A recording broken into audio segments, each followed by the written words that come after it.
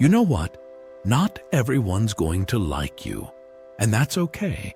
Whether it's because of something you said, a decision you made, or how you carry yourself, there will be people who disapprove. But here's the real deal. Being disliked doesn't mean you're doing something wrong. In fact, it can be a sign that you're standing for something, living with purpose, and not just blending in with the crowd. Take a moment to consider it. Whenever you choose, voice an opinion, or pursue a goal, you're bound to ruffle some feathers. It's part of being human. But what if I told you that learning to accept and even embrace being disliked could be your superpower? Today, we're diving into a topic that touches all of us: how to gain the power of accepting being disliked by others. And we're going to approach this through the lens of Stoic philosophy, an ancient wisdom that's more relevant today than ever. Over the next 40 minutes, we'll explore why people might dislike us, how it affects us, and, most importantly, how we can use Stoic principles to turn this challenge into an opportunity for growth. Whether you're dealing with criticism at work, navigating complex relationships, or just trying to stay true to yourself in a world of social media judgment, this video is for you. We'll share stories from ancient and modern times, offer practical strategies you can use right away, and hopefully you'll see being disliked in a whole new light by the end. So, are you ready to gain a superpower? Let's dive in. First, let's talk about why people might dislike us. It's a complex issue, but understanding it can help us navigate it better. Sometimes people dislike us simply because we're different. Maybe you have an unconventional career choice, or your lifestyle doesn't fit the norm in your community. Remember when Steve Jobs dropped out of college to pursue his passion for technology? Many people, including his own parents, didn't understand or approve of his choice. But his willingness to be different changed the world. Other times, it's because we've made a decision that affects others. Managers often face this when they have to make tough calls for the good of the company. Imagine having to choose between laying off a few employees or risking the entire company's future. No matter what you decide, someone's bound to be unhappy. Sometimes it's not even about us at all. People's dislike can stem from their own insecurities, jealousies, or misunderstandings. Have you ever encountered someone who seemed to dislike you right off the bat before you even had a chance to say hello? That's often more about them than it is about you. Now, let's talk about how being disliked affects us. As social creatures, we're wired to seek approval. When we feel disliked, it can hit us hard. It might make us doubt ourselves, feel anxious, or even want to change who we are just to fit in. Think back to high school. Remember how it felt when the cool kids didn't like you? That pit in your stomach, the constant worry about what others thought, was exhausting, wasn't it? What's worse for many of us, those feelings don't completely disappear as adults. We just get better at hiding them. Being disliked can impact our self-esteem, willingness to take risks, and physical health. Studies have shown that social rejection can activate the same areas of the brain as physical pain. That's right, being disliked can literally hurt. But it's not all doom and gloom. The impact of being disliked also depends on how we react to it. And this is where things get interesting. Common reactions to being disliked fall into a few categories. Some of us might try to change ourselves to please others. We might tone down our personalities, hide our true opinions, or give up on dreams that others don't approve of. It's like wearing a mask, always trying to be what we think others want us to be. Others might go the opposite route and become defensive or aggressive. They might lash out at those who dislike them, trying to hurt back. It's the "you can't fire me, I quit" approach to social interactions. Then there are those who withdraw. They might avoid social situations, stop sharing their ideas, or abandon forming close relationships altogether. It's a way of protecting themselves, but it can lead to loneliness and missed opportunities. But there's another way to react, turning being disliked from a weakness into a strength. And this is where Stoicism comes in. Stoicism is an ancient Greek philosophy that has been helping people navigate life's challenges for over 2,000 years. At its core, Stoicism is about focusing on what we can control and accepting what we can't. It's not about suppressing emotions, but understanding them and choosing how to respond. When it comes to handling dislike, Stoicism offers a powerful perspective. The Stoics taught us that we can't control what others think of us, but can control our thoughts and actions. They believed that true happiness comes not from external approval, but from living according to our values and doing what we believe is right. Think about that for a moment. What if your worth wasn't determined by how many people liked you, but by how true you were to your principles? What if criticism became not something to fear, but an opportunity to examine yourself and grow stronger? One of the key Stoic principles relevant to our topic is the idea of voluntary discomfort. The Stoics believed in deliberately putting themselves in uncomfortable situations to build resilience. In our context, this might mean being okay with the discomfort of being disliked, knowing that it's making you stronger and more true to yourself. Another important Stoic concept is the dichotomy of control. This means clearly distinguishing between what we can control, our thoughts, actions, and reactions, and what we can't, other people's opinions, external events. By focusing our energy on what we can control, we free ourselves from the tyranny of seeking constant approval. The Stoics also emphasized the importance of self-reflection. They believed in regularly examining our thoughts and actions to ensure we're living according to our values. When faced with dislike, instead of immediately reacting, a Stoic approach would be to pause and ask, is this criticism valid? Does it align with my values? How can I use this as an opportunity to improve? Let's look at a real-life example of Stoicism in action. Consider Marcus Aurelius, the Roman emperor who was also a renowned Stoic philosopher. Despite being one of the most powerful men in the world, he faced constant criticism and challenges. In his personal writings, later published as Meditations, he often reminded himself not to be disturbed by others' opinions. He wrote, "If someone is able to show me that what I think or do is not right, I will happily change, for I seek the truth, by which no one was ever truly harmed. It is the person who continues in his self-deception and ignorance who is harmed." This attitude allowed Marcus to lead effectively, make difficult decisions, and stay true to his principles even when faced with disapproval. He didn't ignore criticism, but didn't let it control him either. Instead, he used it as a tool for self-improvement and stayed focused on doing what he believed was right. So, how can we apply these Stoic principles to our own lives? How can we gain the power of accepting being disliked? That's what we'll explore in the rest of this video. We'll look at practical strategies for reframing dislike, building resilience, and using criticism for growth. Remember, the goal isn't to become immune to the feelings of being disliked. It's about learning to navigate those feelings in a way that makes us stronger, more authentic, and ultimately more at peace with ourselves. Because at the end of the day, the most important opinion about you is your own. Stay with us as we dive deeper into this journey of self-discovery and empowerment. You're about to learn a superpower to serve you for the rest of your life.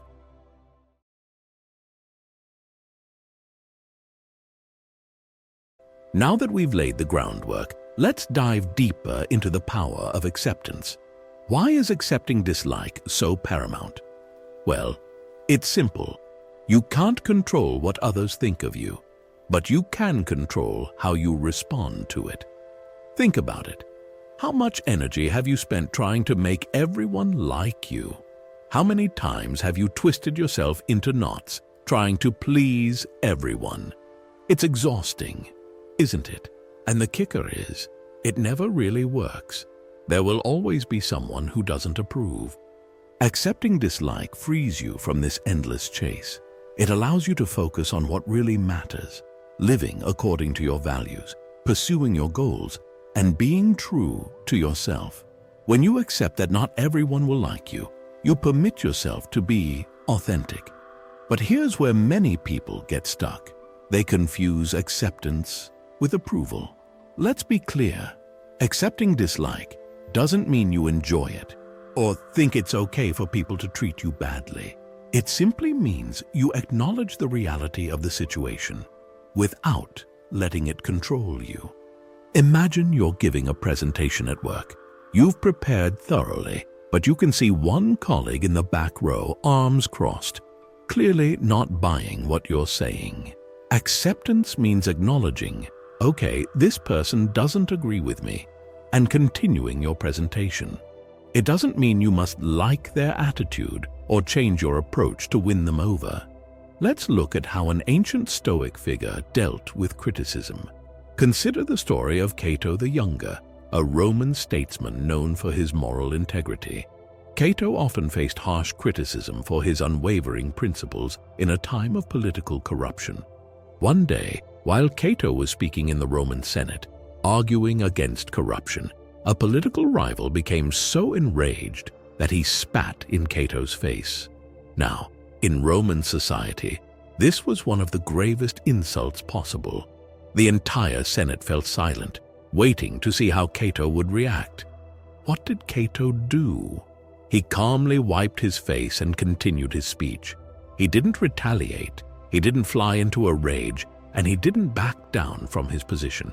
He accepted the reality of what happened without letting it derail him from his purpose. Cato's reaction demonstrates the power of accepting dislike. He didn't let his rival's actions control him or distract him from what he believed was important. He maintained his dignity and focus by accepting the dislike without internalizing it. Now, let's talk about how we can reframe dislike as a tool for growth. It might seem counterintuitive, but criticism can be one of the most potent motivators for self-improvement when approached with the right mindset. Think about a time when someone criticized you. It stung, right? But after the initial sting wore off, did you ever find yourself thinking, well, maybe they have a point? That's the beginning of using dislike as a tool for growth. Criticism forces us to examine ourselves. It challenges our assumptions and pushes us out of our comfort zones.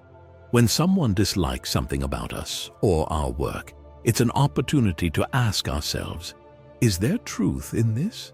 Is there something I could do better? However, here's the catch. Not all criticism is created equal. Learning to identify valuable feedback within criticism is crucial. Ask yourself, is this criticism specific? Is it actionable? Is it coming from someone whose opinion I respect, or at least someone who has relevant experience? If the answer is yes to these questions, you might have found a golden opportunity for growth. If the answer is no, if the criticism is vague, unhelpful, or coming from someone who doesn't know what they're talking about, then you can acknowledge it and move on without letting it affect you. Let's look at a modern example of someone who used widespread dislike as a tool for growth. Consider the story of Elon Musk in the early days of Tesla and SpaceX. Both companies faced intense criticism and skepticism. Many people disliked Musk's brash style and thought his ideas were unrealistic. Instead of being discouraged, Musk used this criticism to fuel his drive. He listened to valid technical critiques and used them to improve his products. When people said electric cars couldn't be sexy or practical, he worked harder to prove them wrong. When they told reusable rockets were impossible, he and his team kept innovating until they succeeded. Musk didn't let the dislike stop him. Instead, he reframed it as a challenge to overcome, a problem to solve, and in doing so, he revolutionized 2 industries. Now, I'm not saying you need to revolutionize an industry to use dislike as a tool for growth, but you can apply the same principle in your own life. Next time you face criticism, try to look at it objectively. Is there something you can learn from it? Is there a way you can use it to become better? Let's move on to some practical strategies for handling negative opinions. Because let's face it, knowing something in theory is one thing. Putting it into practice when you're face to face with disapproval is another.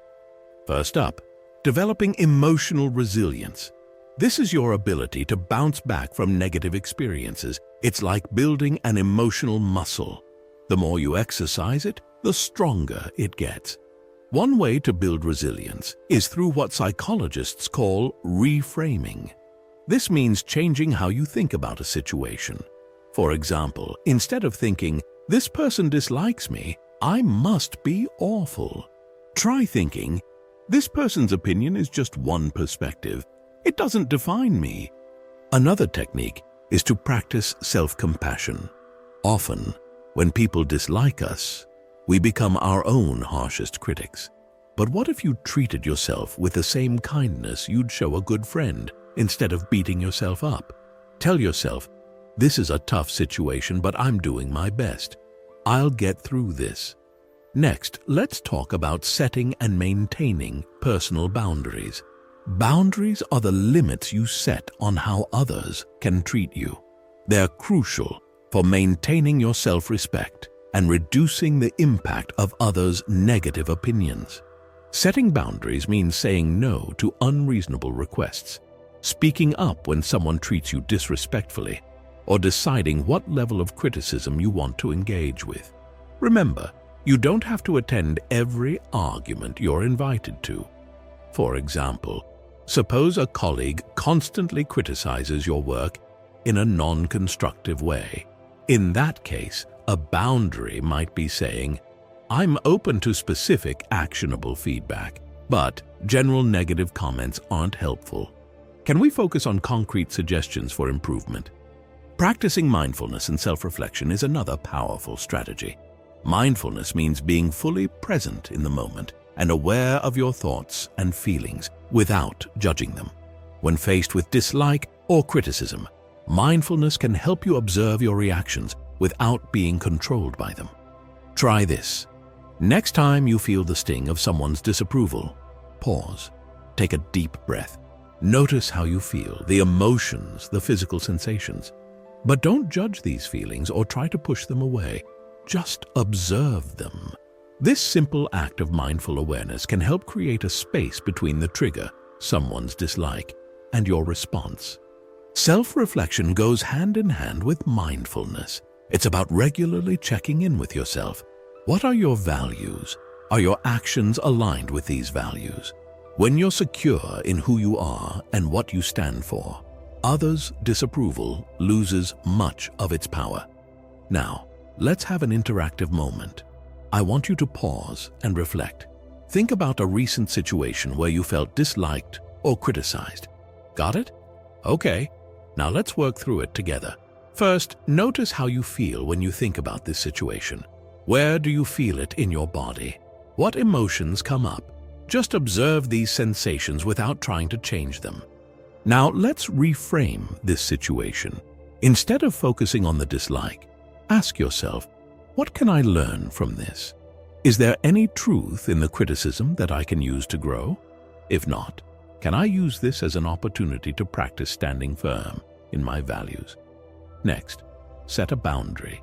What's a healthy limit you could set in this situation? How could you communicate this boundary respectfully but firmly? Finally, show yourself some compassion. Say to yourself, this is difficult, but I'm doing my best. I'm learning and growing from this experience. How do you feel now? A bit different, right? This is the power of these strategies. They don't make the dislike disappear, but change how you relate to it. They put you back in control. Remember, handling negative opinions is a skill. Like any skill, it takes practice. You won't be perfect at it overnight, and that's okay. The goal isn't to never feel hurt by dislike or criticism. The goal is to build resilience, learn from the experience, and stay true to yourself despite disapproval. As we move forward, we'll explore how to apply these strategies in specific real-life situations, from workplace conflicts to social media interactions. We'll also look at the long-term benefits of embracing dislike. Because here's the truth, learning to accept being disliked isn't just about defending yourself from negative feelings. It's about freeing yourself to live a more authentic, purposeful life. The best is yet to come.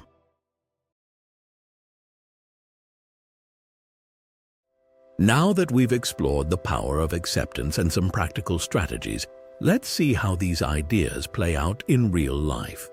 We'll look at 3 common areas where we often face dislike or disapproval: the workplace, personal relationships, and social media. Let's start with the workplace. Imagine you're in a team meeting, presenting a new idea you're excited about. As you're speaking, you notice your colleague John rolling his eyes.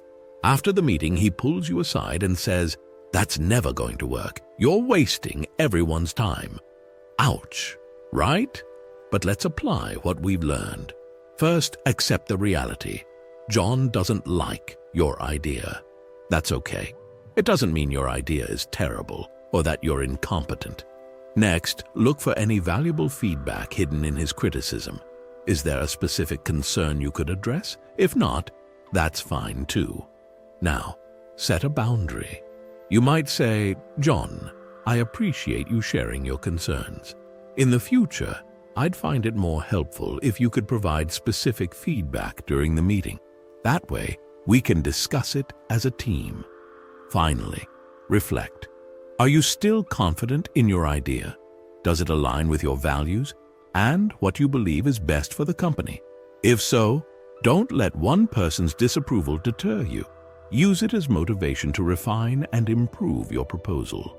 Moving on to personal relationships, let's consider a family scenario. You've decided to pursue a career in arts, but your parents strongly disapprove. They wanted you to become a doctor or lawyer. This situation is trickier because it involves people you care about deeply. Start by accepting their disapproval without letting it define you. Understand that their opinion likely comes from a place of concern for your future. Next, look for the underlying issue. Are they worried about financial stability, job security? Address these concerns directly. You might say, "I know you're worried about my future. I've researched this career path, and here's my plan for building a stable income." Set boundaries around how this topic is discussed. For instance, "I value your opinion, but I need you to respect my choice. Can we agree to not argue about this during family gatherings?" Remember, loving someone deeply and still disagreeing with them is possible. Your career choice doesn't have to damage your relationship if you approach the situation with understanding and firm, respectful boundaries. Now, let's tackle the Wild West of social media. You post a photo of yourself at a political rally, and suddenly your notifications are flooded with angry comments from people who disagree with your views. First, breathe. Accept that in the vast world of social media, you will encounter people who dislike your views. That's not a reflection on you. It's the nature of the platform. Next, decide which comments, if any, are worth engaging with. Is there an opportunity for constructive dialogue? If so, respond thoughtfully. If not, it's okay to ignore or delete hostile comments. Remember, you're not obligated to engage with every opinion thrown your way. Set clear boundaries for your social media use. You can limit the time spent reading comments or Turn off comments on specific posts. You could curate your friend list to create a more supportive online environment. Reflect on why you're sharing in the first place. Are you expressing your values, raising awareness for a cause you believe in? If so, let that purpose ground you in the face of disapproval. In all these scenarios, staying true to yourself while navigating the complex social world around you is key. It's a balancing act, but with practice, it becomes easier. Now, let's talk about cultivating inner peace amid external disapproval. It's here where the real action takes place. It's one thing to handle individual instances of dislike. It's another to maintain a sense of inner calm when faced with ongoing disapproval. The first step is to focus on your personal values and integrity. What do you stand for? What principles guide your life? When you're clear about your values, external opinions have less power to shake you. Think of your values as an internal compass. When faced with disapproval, check your compass. Are you acting in alignment with your values? If yes, then you can feel secure in your choices, regardless of what others think. For example, if one of your core values is honesty, and you receive criticism for telling an unpopular truth, you can find peace in knowing you acted with integrity.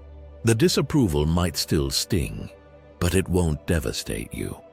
Building a supportive network is another crucial aspect of cultivating inner peace.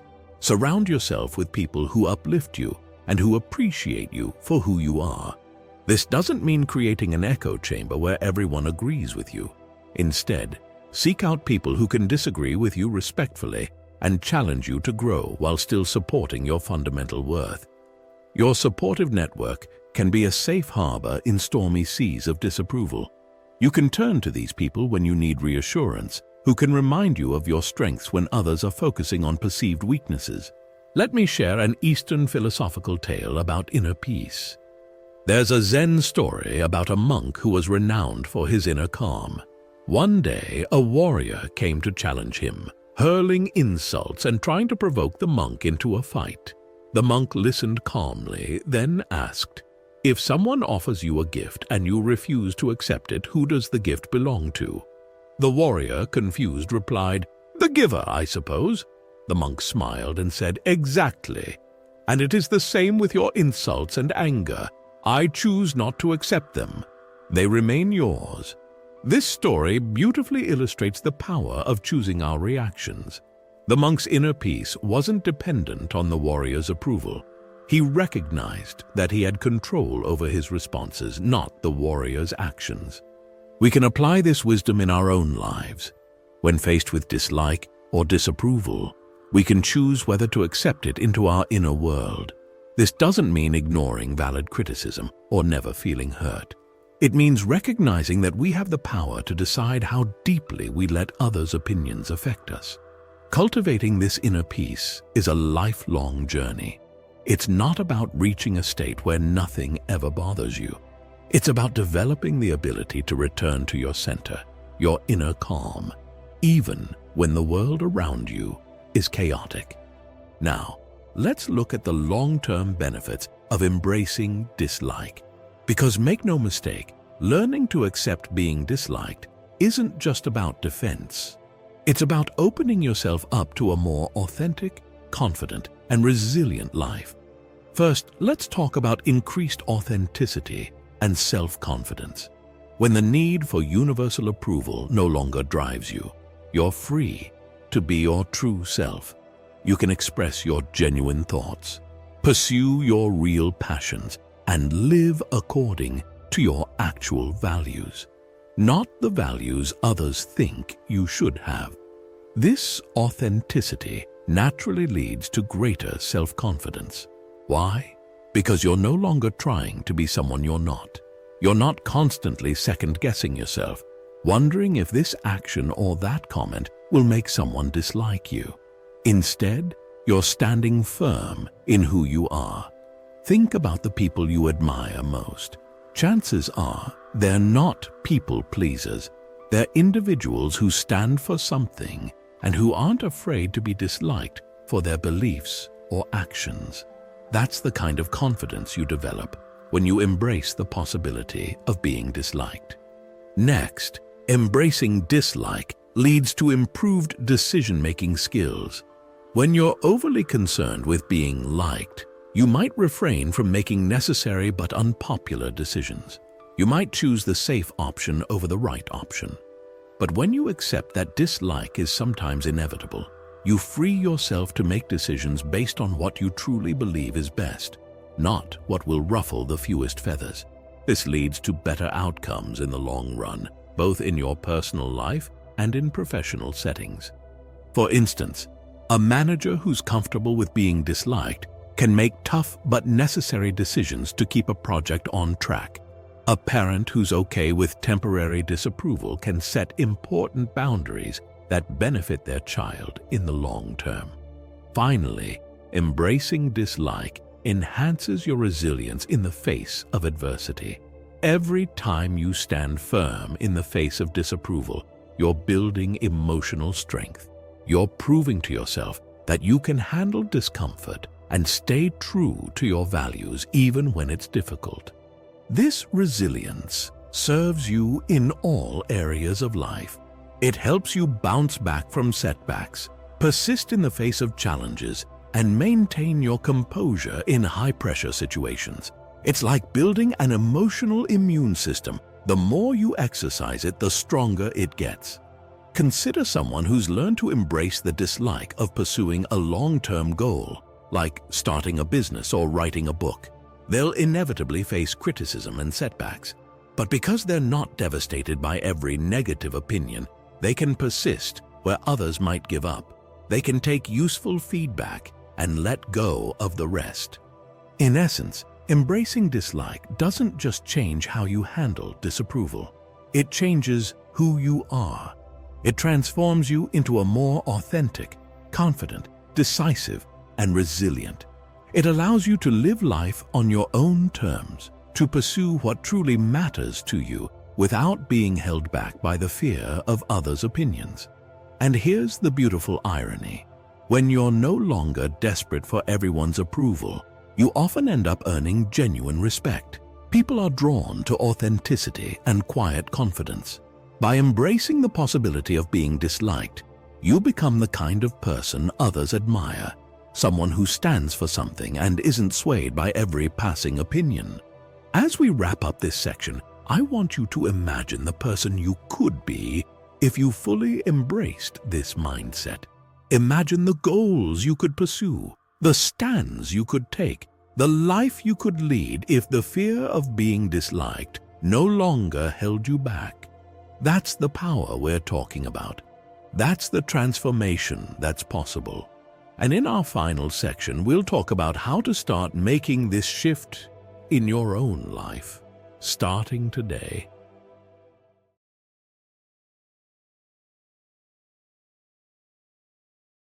We've journeyed through the challenging terrain of acceptance, growth, and inner peace. Now, let's bring it all home. Remember, as the great Roman philosopher Epictetus said, it's not what happens to you, but how you react to it that matters.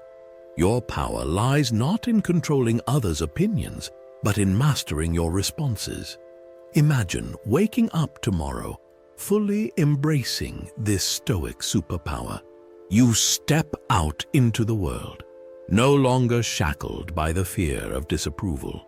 You speak your truth, pursue your passions, and stand firm in your values. Sure, not everyone will like it, but you know what? That's okay. As Theodore Roosevelt powerfully put it, it is not the critic who counts, not the man who points out how the strong man stumbles, or where the doer of deeds could have done them better. The credit belongs to the man who is actually in the arena. You're choosing to be in the arena. You're choosing to live fully, authentically, and purposefully. And that, my friends, is true freedom. This journey doesn't end when this video does. It's a daily practice, a lifelong commitment to growth and self-mastery. There will be challenges. There will be days when the sting of disapproval feels almost too much to bear. In those moments, remember the words of Marcus Aurelius. You have power over your mind, not outside events. Realize this, and you will find strength. This strength is within you right now. You need to cultivate it, and you don't have to do it alone. That's why we're here at the Stoic community. We're on this journey together, supporting each other, learning from each other, growing together. So, here's my challenge to you. Take one thing you've learned today and put it into practice. It could be setting a boundary, reframing criticism, or simply pausing to check your inner compass before reacting to disapproval. Whatever it is, commit to it. Do it consciously, intentionally. Then, come back and share your experience. Comment below. Engage with fellow travelers on this Stoic path. Your story could inspire someone else to take that first step. If you found value in today's video and are ready to dive deeper into Stoic wisdom and practical philosophy, hit that subscribe button. Join the Stoic community. Let's build resilience together. Let's cultivate inner peace together. Let's revolutionize the way we navigate this complex, sometimes harsh, but ultimately beautiful world. Remember, in the words of Seneca, we suffer more often in imagination than in reality. So let go of the imagined weight of universal approval. Embrace the liberating power of accepting that you might be disliked. And in doing so, step into the fullest, most authentic version of yourself. This is where true power lies. This is where real life begins. Thank you for joining me today. Stay stoic, stay strong, and I'll see you in the next video. The Stoic community is here for you every step of the way.